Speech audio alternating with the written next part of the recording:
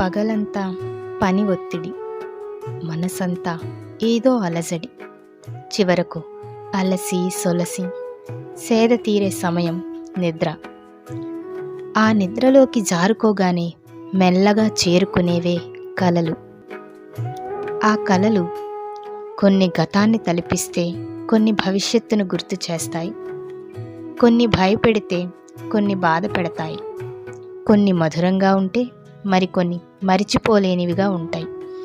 కొన్ని నవ్విస్తే కొన్ని ఏడిపిస్తాయి, కొన్ని మరువలేనివి కొన్ని మరలా రానివి, కొన్ని విడువలేనివి కొన్ని వదిలిపోనివి, కొన్ని తీపి గుర్తులైతే కొన్ని చేదు అనుభవాలు, కొన్ని బయటికి చెప్పలేనివి కొన్ని బయట పెట్టలేనివి, కొన్ని ఊహించగలిగేవి మరికొన్ని ఊహలకు అందనివి.